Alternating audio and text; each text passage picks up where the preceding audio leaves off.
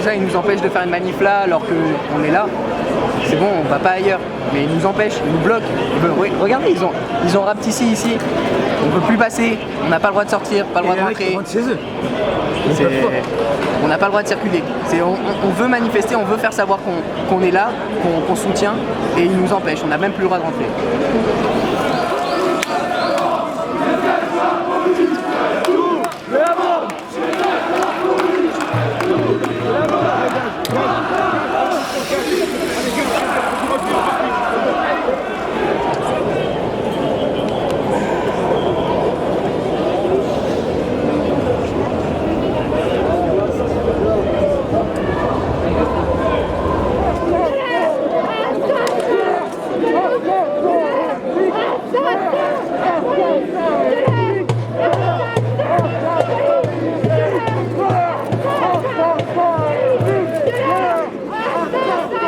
Parce qu'ils nous gazent aussi, on n'en parle pas aussi, c'est des débordements, ils nous gazent, ils nous tirent dessus, des grenades de désencerclement, ils nous passent à tabac, on n'en parle pas, et pourtant nous dès qu'on va brûler une voiture ou une poubelle, directement ça va faire le tour des médias, c'est pas normal, c'est pas normal.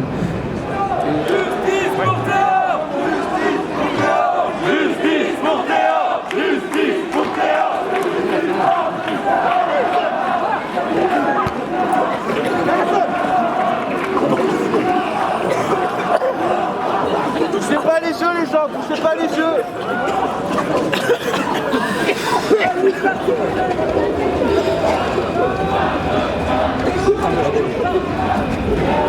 Baissez la tête, il y a moins de gars en bas. Avancez. Il y a trop de monde. Oui, la police est plus violente en banlieue que sur Paris. C'est une question de, je vais dire d'habitude, mais c'est même pas une habitude en fait. Il faut être fort psychologiquement, que ce soit face à eux ou face au système en fait. Et lui, Théo, c'est quelqu'un il a toujours suivi le courant, il a jamais fait de vagues. Il s'est retrouvé là et c'est comme quand vous perdez vos bagages à l'aéroport. Ils ont perdu vos bagages, c'est pas de leur faute. Ça vous est arrivé, c'est pas de leur faute. Et bah là, c'est la même chose. C'est tombé sur lui, c'est pas de sa faute. Mais ce qu'ils lui ont fait, c'est bien de leur faute. Il y a un devoir de limiter les interpellations, les délits aux faciès, etc. Et ils sont pas à se croire supérieurs au droit, supérieurs à la loi.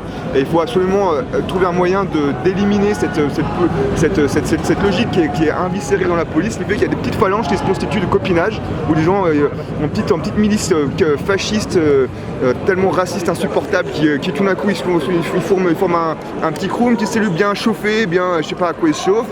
Et tout d'un coup, ils font des interpellations, ils chopent des gars, ils les tapent, ils les passent à tabac en Syrie sans aucune judiciarisation ni criminalisation de leurs actes.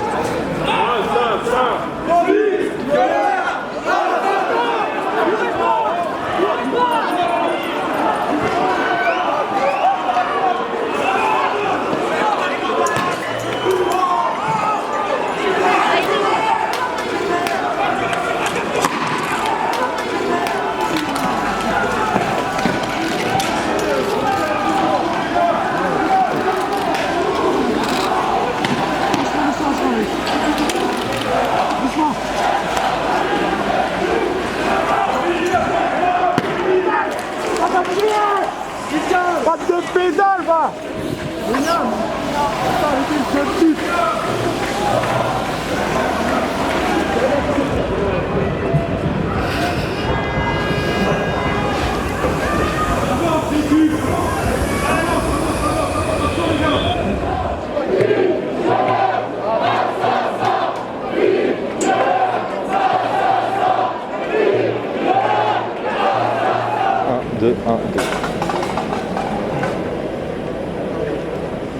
C'est ici, à l'endroit où je me trouve, à Barbès, à l'angle du boulevard La Chapelle et du boulevard Barbès, qu'a pris place aux alentours de 18h ce soir une manifestation pour dénoncer les violences policières et en soutien à Théo, ce jeune victime d'une interpellation musclée à Aulnay-sous-Bois au début du mois.